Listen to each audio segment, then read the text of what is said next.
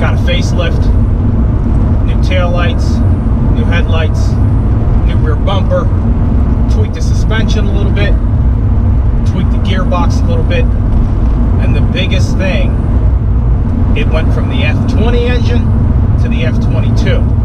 It doesn't have anything on the inside. It is bare bones. What I mean, the luxuries of this car are very limited. It has push button start, but you still got to use a key to turn it on. Then you push the button to start it. It has power windows, automatic for the driver, has a power moonroof, and it has a CD player. That's it. Nothing else. Seats, manual. It doesn't have any of anything. Bare bones, simple driver's car. This particular example belongs to a man who's 76 years old. He bought this car out of retirement. He's owned it ever since it was brand new. It had 2 miles on it at the dealership when he bought it. Very clean, bone stock, nothing. It's been serviced by Honda. The oil filter, the air filters are still Honda manufactured parts. This car currently has 4,599 miles. He drives it to church, he drives it to band practice, and that's it.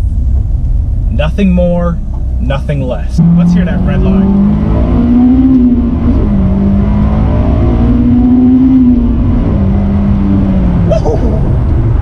Boy, does that thing scream. This is not the kind of car that you just want to leisure around town. If you want a floaty car just to put the top down and drive around your local town with your wife or your girlfriend, put on some tunes, get a Sebring. Go look at the new Buick that they came out with, that convertible, because this is not it. This is for the guy who wants to have a driver's car. Some person where on the weekends, when they want to go out and drive, this is what they get into.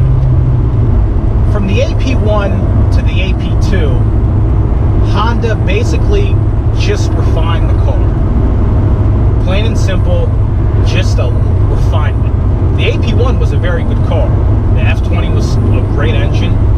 It handled well, had a lot of power, gear ratios were good. But with everything comes refinement. And that's what they did for the AP2. They refined it. They made the torque range better through the mid-range RPMs versus having to rev it all the way out. It's not a K motor. It has traditional VTEC, not the iVTEC that you get in the K motors. But this engine, still to today, it's damn good. Any corner you want, it takes it and it goes. The steering dynamics in this car are just, they can't be matched. It corners so flat. You just, any corner you want, and it's going to give it to you. You point it, you turn it,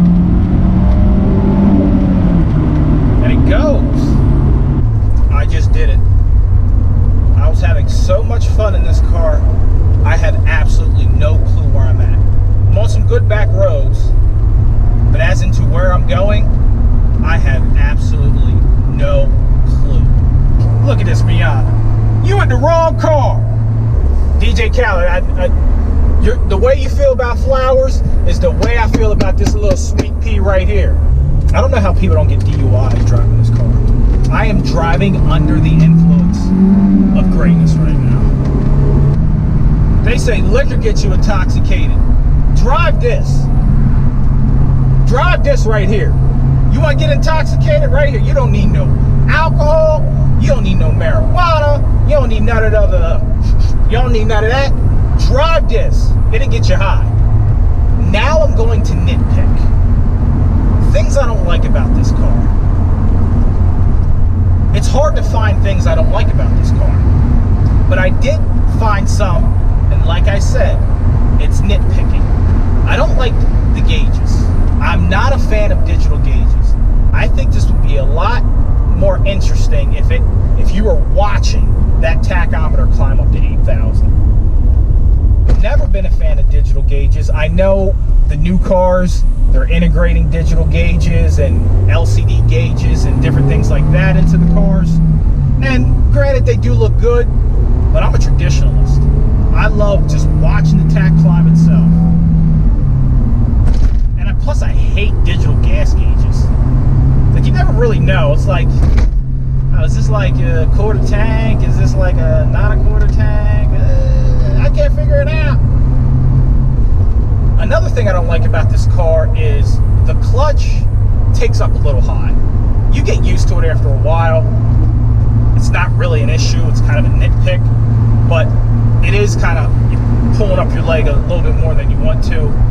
If you're doing what I'm doing, it's a Saturday, 1 o'clock in the afternoon, and you just want to go for a drive, this is the perfect car to do that in. You don't have to worry about anything. You're not tapping navigation. You're not seeing if your Bluetooth is hooking up to your phone. You're not looking at your lane keep assist and all that other jargon. You get an engine, a transmission, and road. You get a CD player. If you want to listen to tunes, you get a CD player. You also get a radio. It has air conditioning if you want to ride with the top up. But it's plain and simple and to the point, and a perfect car for a Saturday drive. A lot of people might give me flack about this, but this is one car that I think is perfect as it is. You don't have to add anything to make it better. I think the only thing that this car could benefit from is a good set of tires. Really good tires would just set this car off. Right now, this car's on all-season Pirelli tires, so it's not at its ultimate potential. I think once you start adding things to this car, it takes away from the experience. It takes away from everything that Honda did to make this car what it is. You can knock me all you want, but I've always said this is one car that does not benefit from modifications. Unless you're using it for track use, autocross or something like that, then yeah, you want to do some modifications to make it more stable and grip better and maybe more power and things like that. But as in what I'm doing right now, just going for a drive on a Saturday, you don't need to add anything to it. It's perfect as it is.